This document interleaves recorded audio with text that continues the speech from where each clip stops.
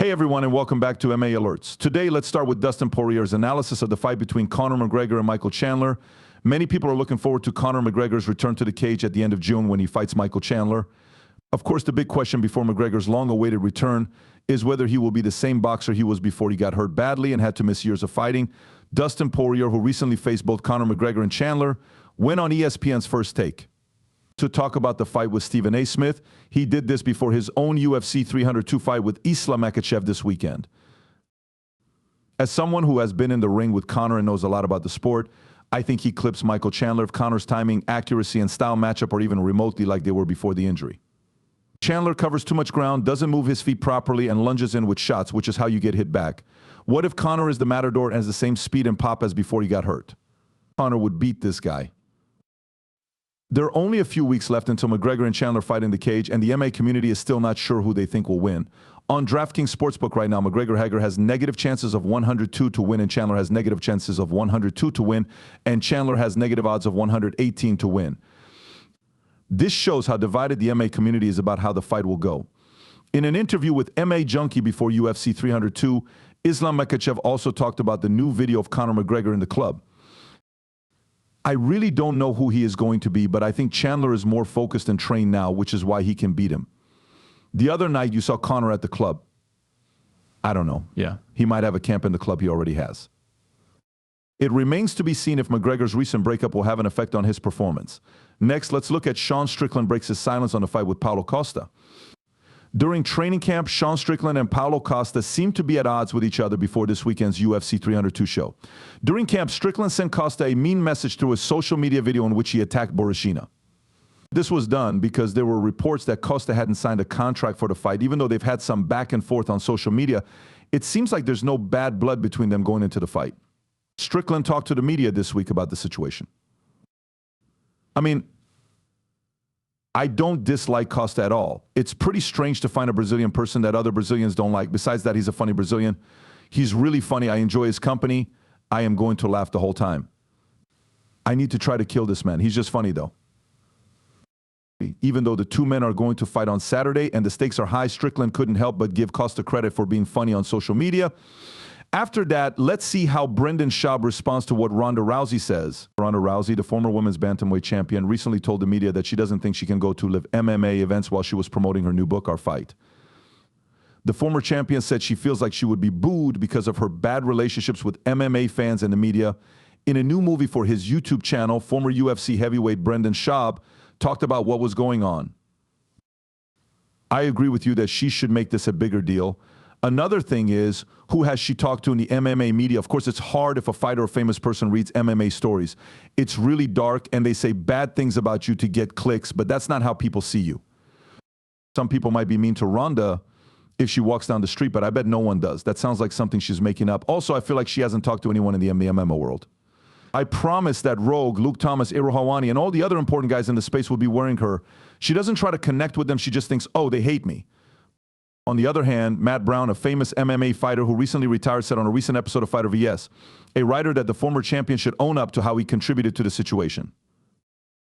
And I have no doubt at all that she could make things right. She might be able to walk in and be a little more humble, just be a little more humble, like you said, and everyone would bow down to her again. What should she say? Just say this. If she would just cut it out, like hire a PR person, like hire a halfway good PR person. Now the world is yours again. You're back at the top of the star list, but no one wants to hear what she has to say. Time will tell if Rousey and the MMA community can ever get along again. Next, let us look at UFC fight news. Now that we know when and where UFC 302 will be held this weekend in Newark, New Jersey, let's look at it. First, Dana White made a big news about the August 3rd UFC Fight Night Abu Dhabi card, along with the Sandhagen-Nurmagomedov fight and the Chito Vera vs. Davidson-Figueiredo fight that was already planned. Dana White also announced new fights between Nick Diaz and Vicente Luque, Tony Ferguson and Michael Chiesa, and Lupi Goldinez and Mackenzie Dern. Fight Night Abu Dhabi will take place on August 3rd at the Etihad Arena. In the big event, you have the best chance in both the weight class and the band. Number 10 on the list was Nurmagomedov. Corey Sandhagen, who is placed second, will be fought in what is already the best fight at 135 pounds. Nick Diaz is coming back to the welterweight class for the 5-round C co-main event. He will fight Vicente Luque, who is ranked 14th in what is sure to be a war. Chito Vera, who is ranked number 4, is coming back after his title fight with O'Alley in March to fight Davidson Figueiredo, who is ranked number 6-time world champion. If you count Figueiredo's win over Cody Garbrandt at UFC 300, he hasn't lost since going up to 135 pounds. Mackenzie Dern, ranked 7th, is going up against Lupi Goldinez, ranked 10th. This is a fight between two of the best strikers in the 115-pound women's class.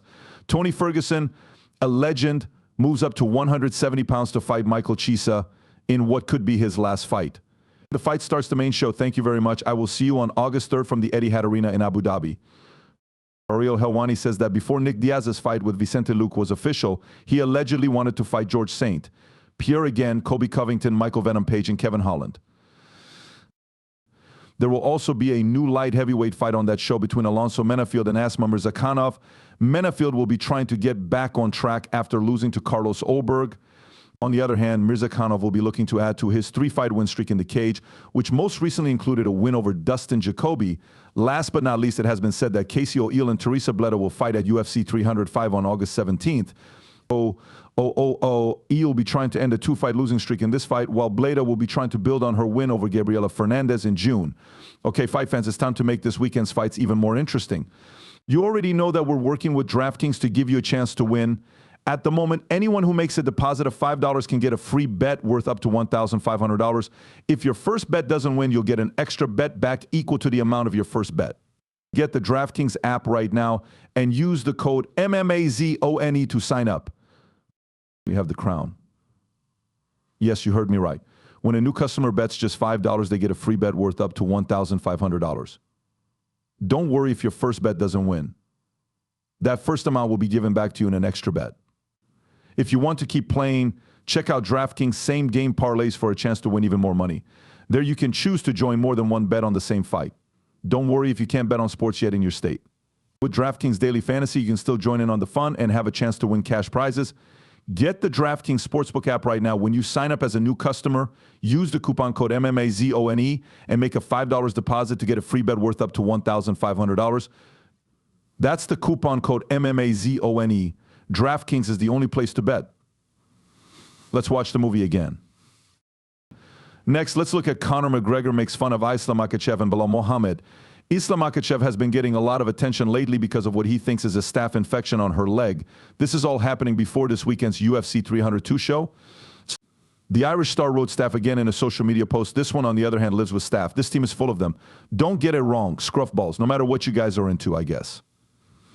He still puts Dustin in for the first. After writing that, McGregor wrote, use absolute scruffy. I'm sick of use. Cleanse yourself up. Clean up your mats. It should be done every day, you dirty. Aside from that, McGregor also made fun of Belal Muhammad, who has been training with Makhachev and Khabib Nurmagomedov for his upcoming UFC 304 fight. He posted a screenshot of a statistic that showed the welterweight #1 contender has knocked out fewer opponents than OnlyFans model L.